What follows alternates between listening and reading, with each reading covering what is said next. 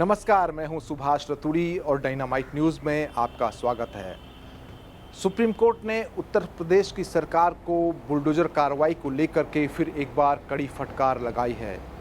Supreme court ने bulldozer कार्रवाई करके किसी के घर को ढहाने की प्रक्रिया पर हैरानी जताई है और इसके साथ ही कहा कि ये संविधान के अनुच्छेद 21 का उल्लंघन भी है।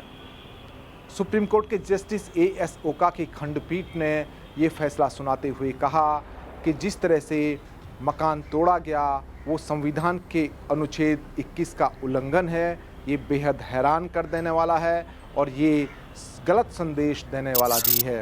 यानी संविधान के अनुच्छेद 21 का मतलब ये नागरिकों के मूलभूत अधिकारों का भी उल्लंघन है।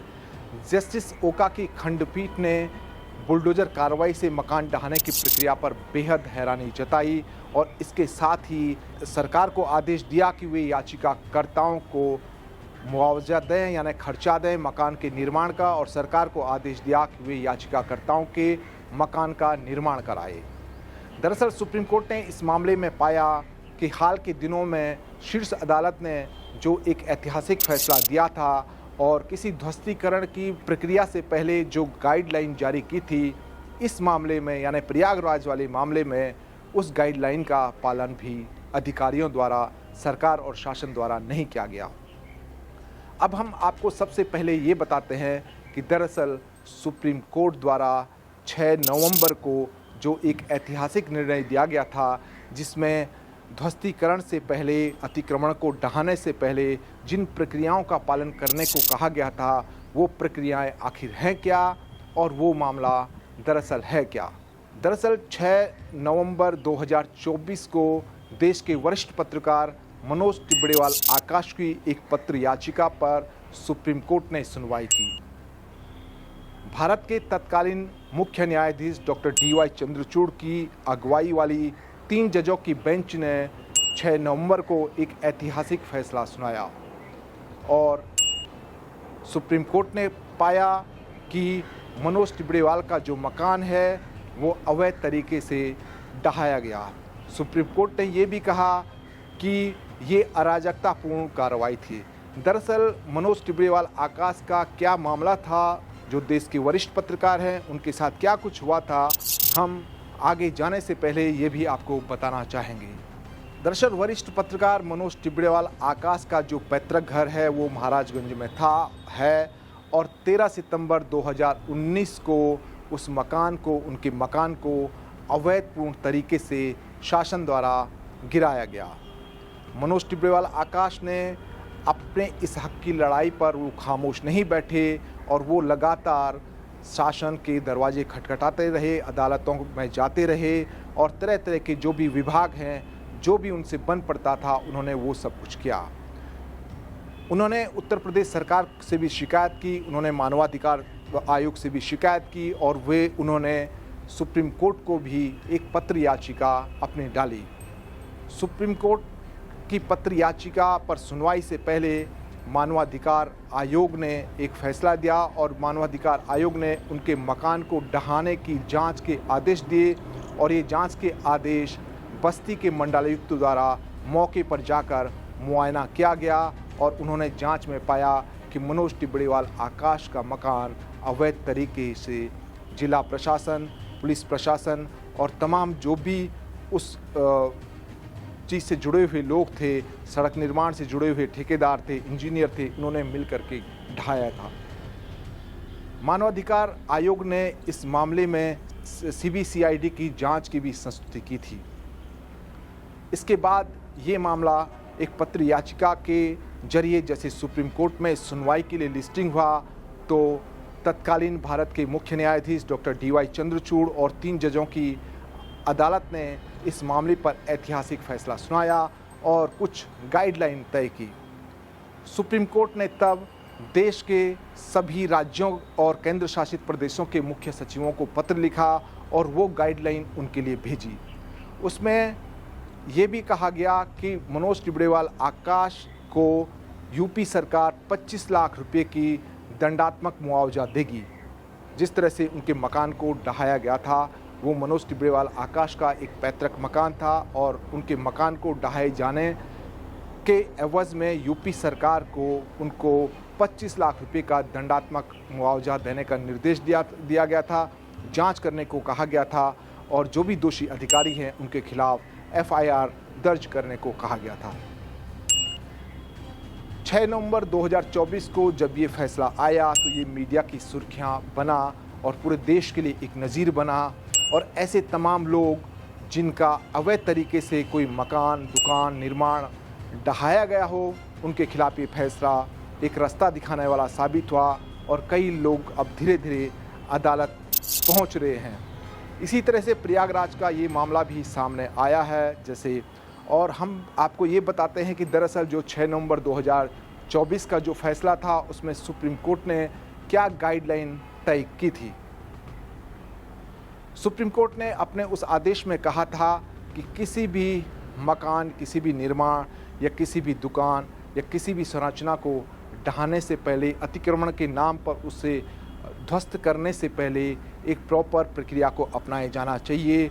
उस व्यक्ति को नोटिस दिया जाना चाहिए, नोटिस भी रजिस्टर्ड डाक से दिया जाना चाहिए और उसे कम से कम 15 दिनों का समय दिया जाना चाहिए। इसके साथ ही अगर उसको जो भी नोटिस मिलता है उसको कानूनी तौर पर चुनौती देने का भी समय दिया जाना चाहिए।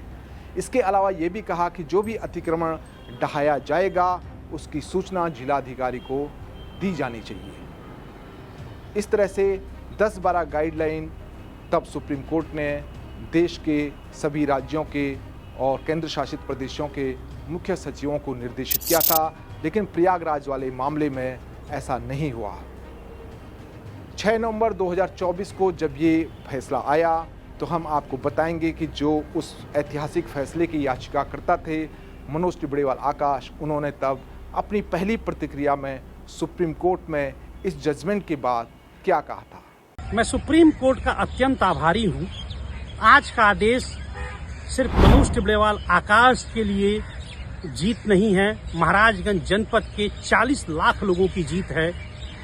जिन लोगों का मकान दहशत फैला करके स्वयं तोड़ने पर मजबूर किया गया, उनके लिए एक आशा की किरण लेकर आया है कि उन्हें भी मुआवजा मिलेगा। देश के 140 करोड़ लोगों के लिए आज का जजमेंट लैंडमार्क जजमेंट है। सुप्रीम कोर्ट ने सभी चीफ सेक्रेटरीज को निर्देशित किया है कि किसी के भी मकान को गिराए जाने से पहले आज के आदेश का पालन करना होगा। बिना विधिक प्रक्रिया अपनाए आप मकान किसी का नहीं गिरा सकते। मेरे दादाजी ने 1960 में इस मकान को, जमीन को खरीदा था, मकान बनवाया, 2 मंजिला मकान। 12 सितंबर 2019 को एनएच और एक इंजीनियर और डिस्ट्रिक्ट एडमिनिस्ट्रेशन के अधिकारी आते हैं और ये 5 फीट तोड़ने के लिए कहते हैं, येलो मार्क लगा दिया जाता है। हमने रातों रात अपना मकान तुड़वा दिया 5 फीट। इसके बाद महाराजगंज के तत्कालीन जिलाधिकारी ने अचानक न जाने क्यों, किन रहस्यमय परिस्थितियों में 24 घंटे पूर्व के अपने निर्णय को बदलते हुए कई बुलडोजरों को भेजकर हमारे मकान को ध्वस्त कर दिया। मानवाधिकार आयोग, मानवाधिकारों की धज्जियां उड़ाई गई। शौचालय, बिजली, पानी सब बंद, टीवी, फ्रिज, शटर सब रबल में, मंदिर तक को उजाड़ दिया गया, जमींदोज कर दिया गया। दुकान की सभी दवाओं को मलबे में तब्दील कर दिया गया। 1957 की ये ईंट है इसके। और इन सब कृत्य को करने के लिए तत्कालीन जिलाधिकारी ने हर तरह की अराजकता को अंजाम दिया। बिना वारंट, बिना परमिशन पुलिस वाले मेरे घर के अंदर घुसते हैं। मेरे घर में गैस चूल्हे पर उस वक्त दूध उबल रहा था। मेरे छोटे भाई की गर्भवती पत्नी गैस चूल्हे पर दूध उबाल रही थी, उसे बंद करने का मौका नहीं दिया गया और सबको, पुरुष महिला सदस्यों को जबरन बाहर घसीट कर सड़क पर बंधक बना लिया गया और आनन फानन में हमारे सारे मकान को गिरा दिया गया। सवाल यह है कि क्या 21वीं शताब्दी में ऐसा संभव है कि एक अधिकारी इस तरह की मनमानी करे कि आपके घर से जबरदस्ती खींच के पूरे मकान को बुलडोज करा दे। मैंने इसकी शिकायत सुप्रीम कोर्ट से की थी लेटर पिटीशन के जरिए। लेटर पिटीशन के बाद मैंने एनएचआरसी चेयरमैन के पास गुहार लगाई।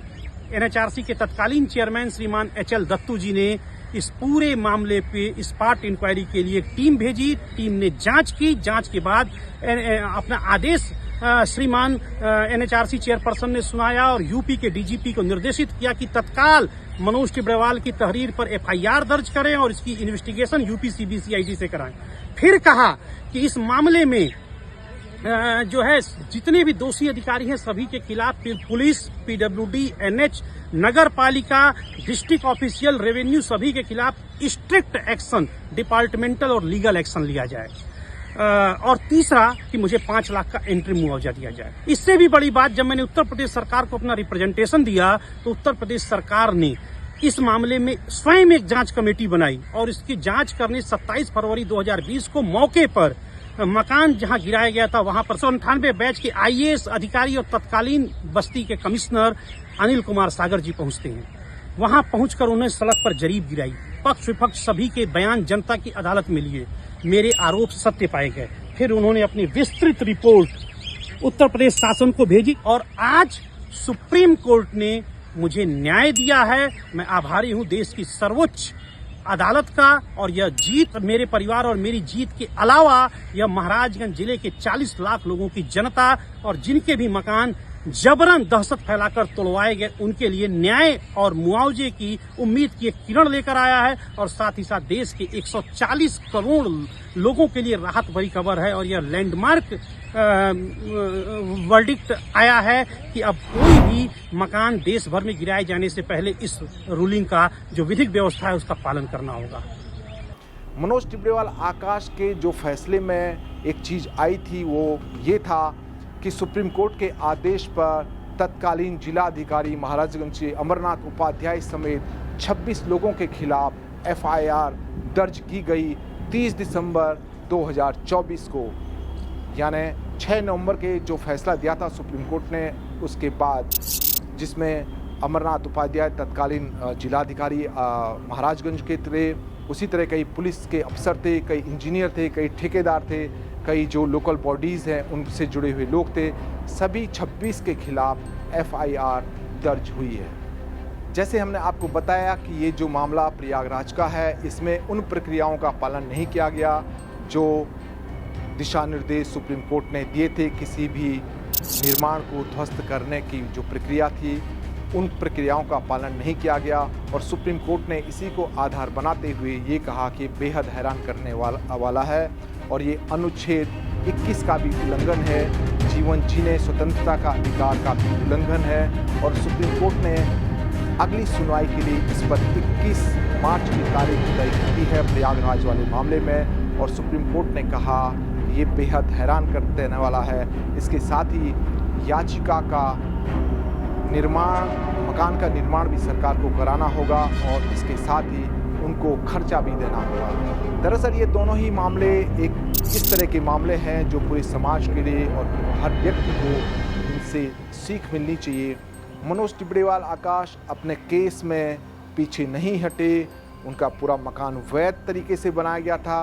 उनके दादा ने उस मकान, उस जगह ज़मीन को खरीदा था, उसका पूरा कानूनी दस्तावेज़ उनके पास था और इस तरह से वो अपने उस हक को लड़ने के लिए दरवाज़ा खटखटाते रहे, सुप्रीम कोर्ट पहुंचते रहे और अलग अलग विभाग जो होते हैं वहां वो पहुंचते रहे। मनोज टिब्रेवाल आकाश ने हार नहीं मानी और आखिरकार उन्हें न्याय मिला। इसी तरह प्रयागराज के जो ये मामला है, यहाँ भी जो एक प्रोफेसर है, जो एक वकील है और उनके साथ 3 और लोग हैं और 3 लोगों में 2 महिलाएं भी शामिल हैं। उन्होंने भी हार नहीं मानी और अपने हक की लड़ाई के लिए वे सुप्रीम कोर्ट पहुंचे और आखिरकार सुप्रीम कोर्ट ने भी उनको न्याय दिया।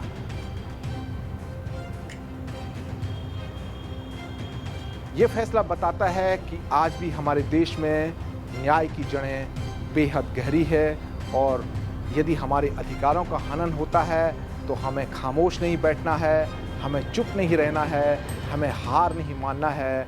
यदि हम कानूनी तौर पर सही हैं, हम नैतिक तौर पर सही हैं तो हमें इसका डट कर मुकाबला करना होगा, चाहे वो कोई सरकार हो, सरकारी मशीनरी हो, चाहे जिला प्रशासन हो या जो भी हो। अंततः कोर्ट का निर्णय अदालतें फैसला करती है, न्याय देती है और सत्य की जीत होती है। हमारे ये वीडियो लाइक करें, शेयर करें, सब्सक्राइब करें हमारा YouTube चैनल और मुफ्त में खबरें पाने के लिए डाउनलोड कीजिए डायनामाइट मोबाइल ऐप।